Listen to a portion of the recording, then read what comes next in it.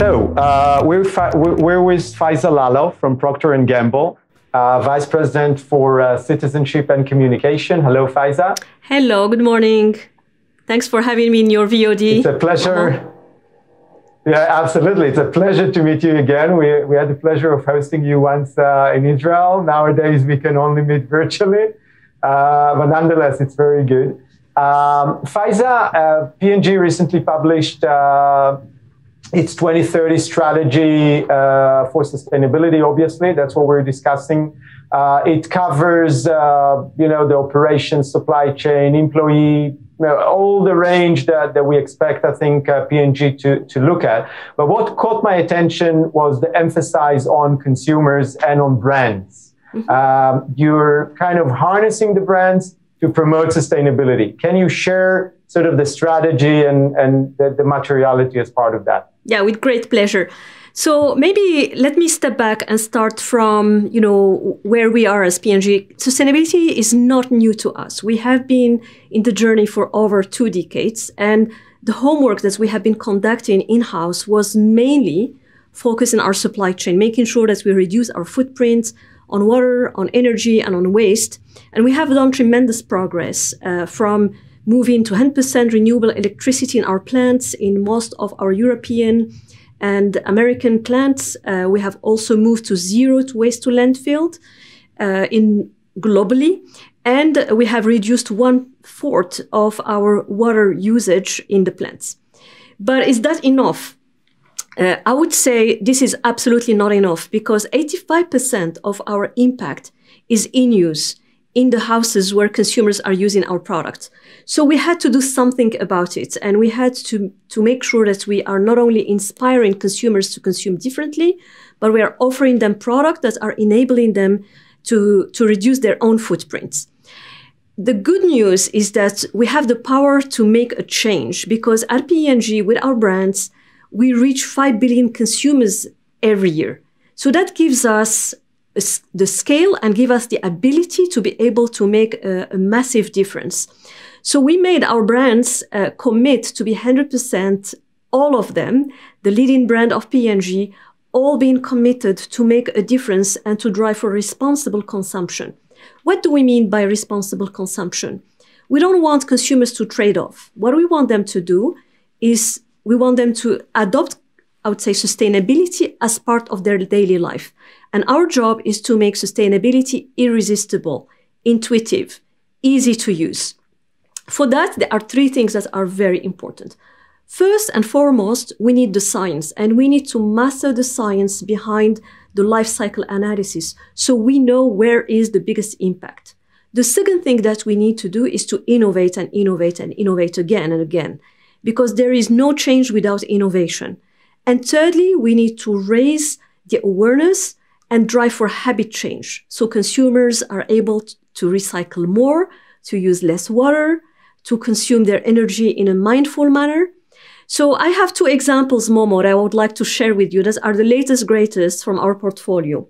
The first one, which we launched a couple of weeks ago, it's in our beauty care portfolio. So P&G Beauty has committed a few months ago during the COVID, actually the first wave, for what we call responsible beauty, which touches on many aspects related to sustainability.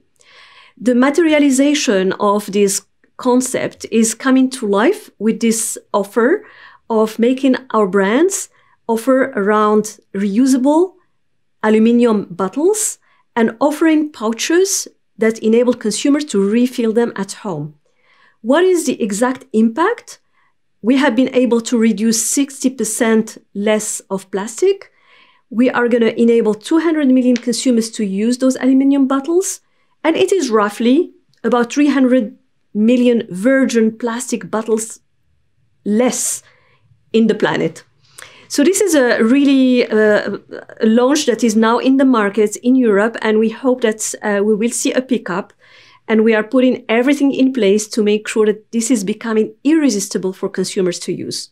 The second example, which is about to be announced, which I would call it the invisible sustainability in our consumers. Today, the packaging of any toothpaste and the plastic packaging of the inner packaging of the toothpaste is not easily recyclable.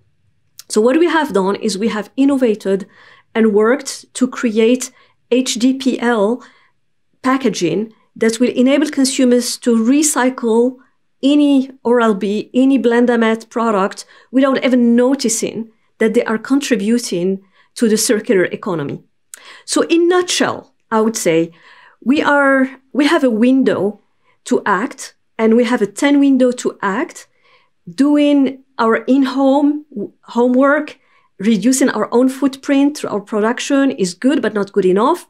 We need to use our scale, our innovation, and our I would say, outreach to the billions of consumers to inspire them and enable them to consume differently. So I hope that answers your question. And I would emphasize on the irresistible. I think that the fact of fast-moving consumer goods company and having the consumers in mind, thinking about how to make sustainability irresistible rather than the typical, I would say, more educative approach it sounds like the key to move forward. You've even took a step to do kind of a cross-sector initiative called the 50-liter home, which sounds intriguing. What is the 50-liter home initiative? This is absolutely, I would say a new initiative indeed. One of my colleagues in R&D told me a couple of years ago, Faiza, P&G is a water company. And I was like very intrigued. Like, I know we are a branded company or a house of brands, and we innovate in the chemistry, but I didn't know that we were a water company. So I went a bit further to say, why are you saying that? The reason is that 80% of the patents of the product that we are using today are formulated either in water or for water use. So that gives you, that gives you really the background. Why would P&G go into water? Because we need to clean the water, we need to have the product be efficient in water, and we need to make sure that whatever goes on the sewage as well is safe and is enabling recycling. So that's why we get involved. That's one reason why we got involved on water, but it's not the only one. Today, 10% of the water usage on Earth is in homes, and the demand is outpacing the supply. So clearly, we are moving into a world of scarcity where this commodity will become short and will become absolutely precious. The other data point I want to share with the audience here is when we look at the developed world, people consume between 150 liters to up to 500 liters per day per household, per individual. And this water is completely wasted. So we thought about the opportunity of being able to innovate in this space, because water is vital and water is absolutely needed for hygiene, for well-being, and for life. To be able to change this, we couldn't do it alone. There are a few things, and I'll share later on an example that we are doing on our own, but we need to change the system. And changing the systems requires bringing together researchers, academia, cities, international organizations, so we can change the system and make water not only, water scarcity overcome, but also tackle the issue of climate. Because as many of us know, in our home, more of the water that we use is heated water, which means that we also have an impact on climate. So that was really the main reason why we launched this coalition, and we are absolutely proud. This is really leaning forward into the future. The other thing that we are doing is that we are innovating and disrupting the way we think about consumer goods products in our categories. So this is an example. It's called EC30. You can buy it today. There is a website where you can connect. So this is thinking about household product in a completely different manner, with products that are liquid free, that are packaging free with no waste. So we created tabs and pods that are concentration basically of active ingredients which consumers can buy into a box and they can use by putting water into them at use, which reduces tremendously, I would say, the space for using them, the transportation and the carbon footprint linked to it, but also the transportation of water that we would have put, I would say, upstream when creating those products. So those are two examples to share with you how we are innovating in the space of water. And I think this is very promising for the future. Very promising. And indeed, I think those examples share the fact that, again, in a more traditional world, a couple of decades ago, we would say that a water company needs to take care of water, and a consumer-oriented company takes care of the product. We see now the sort of the mashups and the disruption, as you've rightly mentioned. Yeah. There's about the 50-liter home. I've understood that there's even an Israeli angle to that initiative. Absolutely. I'm sure the Israeli audience would love to hear. Absolutely. I mean, as you know, when you talk innovation, what do you think about? The first country that comes to mind is Israel, right? So, no surprise probably to the audience and the people that are watching this video that Israel is the #1 country in innovation in the space of water. And actually, you are the #1. I mean, 90% of the water in Israel is recycled. So I'm sure there is a wealth to learn and to get inspired with from Israel. So our House of Innovation in Israel, in Tel Aviv, have been proposing 2 startups with whom we are in contact, and we are working today under the umbrella of the 50-liter Home Alliance. And I'm sure this will lead to some amazing new ideas that we hope to be able to bring to the market. Fantastic. Fingers crossed for Israeli innovation. Always good to go global. You know, no talk nowadays can avoid mentioning COVID. We've managed to avoid mentioning COVID for at least 10 minutes so far, I think. But COVID and sustainability, some were thinking that COVID would, in a way, lower I would say, public's attention to sustainability, but actually the reverse happened. I think sustainability has even gained more sort of public attention and hopes that things will improve. So how do you see sort of the connection between those things looking ahead?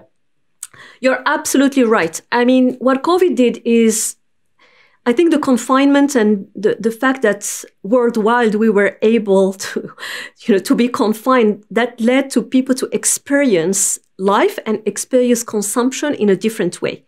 So consumers have never been as ready as they are today to act and be, I would say, eco-active.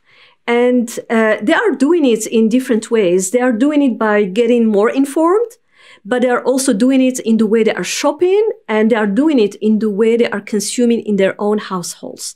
So we took this opportunity actually to think about, we as a company, about how to engage further consumers with not only giving them, innovation that, make sustainable, irresistible, and by default, but also how to raise their awareness and how to equip them with new habits, new way of doing things in their own homes.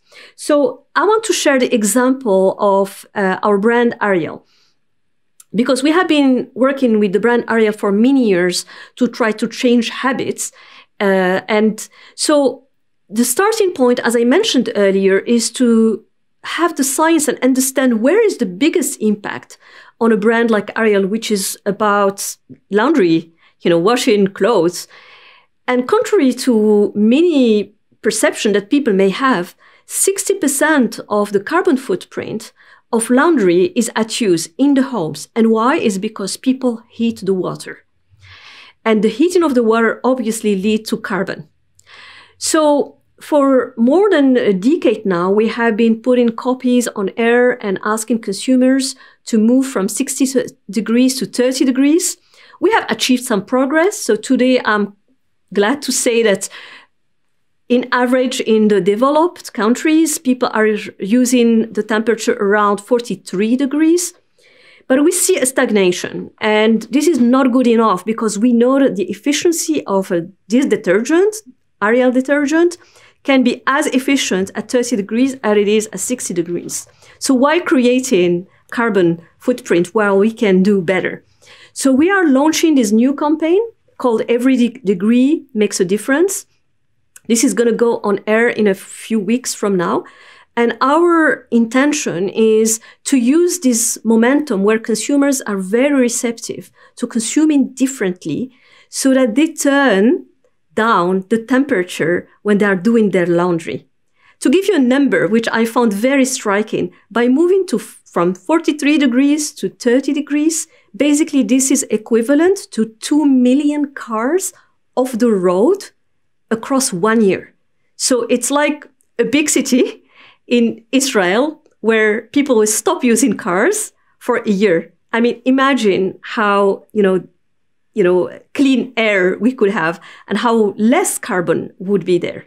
I have a very short video to illustrate this campaign, Momo. So I don't know if you allow me to play it, so the viewers have the opportunity to see this new campaign that we are about to launch. How does laundry impact the planet? Washing machines have transformed our lives. But every laundry cycle leaves a carbon footprint.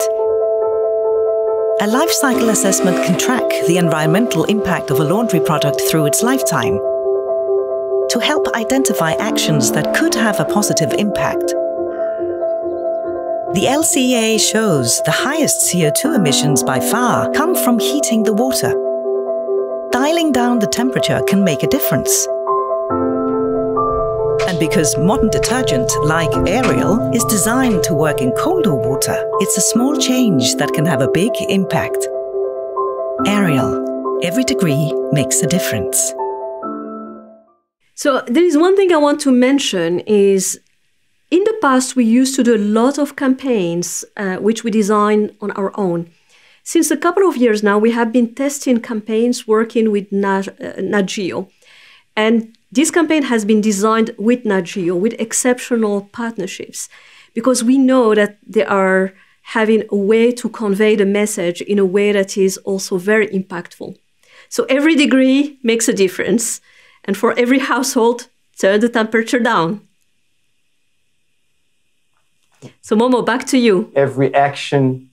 Yeah, it's every action that we take counts. And again, I think that's a very empowering message, because I think one of the struggles that we all have with taking sustainability forward is that it's a kind of a combination of multiple small actions that occasionally we don't actually fully realize the impact of that small action.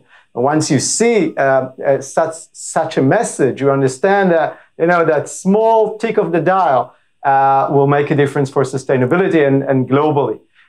So this is a fascinating discussion. And again, I think that the most particularly interesting for me is the focus on consumer, the focus on helping consumers to behave more sustainably without forcing them to do so. So final thoughts for sort of concluding this very interesting conversation. So, I would just recap really what we talked about. First of all, I think we have a window, and we have a narrow window of 10 years. So we need to act. And I think companies like P&G, companies of brands, have an immense role to play on engaging the consumer. The way we do it is in threefold. We seek to innovate. We seek to drive awareness and engagement with the consumers so they change their habits.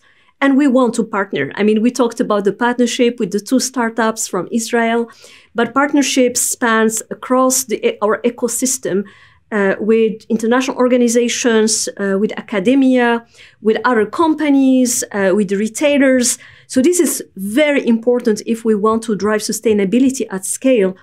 And the other thing that is super important, and we are learning about it, is there is a well to learn from Mother Nature to bring that innovation into the way we live, but it's also equally important to use high-tech, but also low-tech. And we have this access to technology to be able to do that and to bring technology, both the low-tech and the high-tech, into how we design product, how we make them available to consumers, and how we drive awareness. We launched to inspire this whole work, and during actually the COVID, David Taylor and Virginie Elias, our Chief Sustainability Officer, launched this campaign called It's Our Home, which is really a campaign to inspire consumers and to create a platform for us as a company of brands to bring together all these concepts. So maybe I'll play this last video as well for inspiration, and hopefully it will drive some ideas with some of the audience who is watching us today. This is our planet. It's our home. And our window to protect it is now. Reducing emissions is the most important step to combating global warming. In addition, natural climate solutions can help remove and store carbon from the atmosphere using nature itself. These combined efforts can help change the course of our planet's future.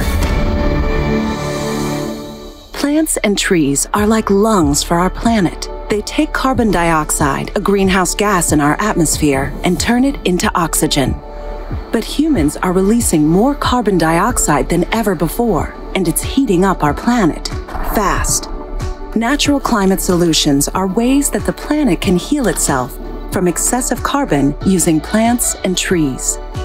So finding and protecting key locations on our planet that are proven to reduce carbon or have vast amounts of carbon stored is vital. That's why Procter & Gamble is working with groups like Conservation International and World Wildlife Fund to protect, improve, and restore these areas. Like these mangroves in the Philippines. Mangroves grow alongside the water and are a natural barrier to protect local communities from rising sea levels and extreme weather events. Mangroves and other coastal systems remove and also store 10 times more carbon from the atmosphere than other terrestrial forests. But illegal logging and coastal development puts these mangroves at risk. Investing in natural climate solutions like these mangroves in the Philippines will not only protect the coastal ecosystems, it will also support and provide livelihoods for the local communities. It will protect their homes and also our home, our planet. No, I was going to say, I know it's a long video, but I hope it inspires people about what we can do, not only on the way we consume, but also for our planet. Absolutely, and it is inspiring. And again, it's those small actions, and quite coincident, by coincidence, we have another interview on the whole planting trees in order to capture carbon. Faiza, that was fascinating. I think there's definitely a call to action here. There's a responsibility that you're taking as a fast-moving consumer goods company. It's the mesh-up, it's a change of mindset, it's the innovation, it's disruption, and I would sum up with the irresistible, making sustainability irresistible for our day-to-day sort of behavior and action. Thank you very much for being with us today. Thank you so much. Thanks to all of you.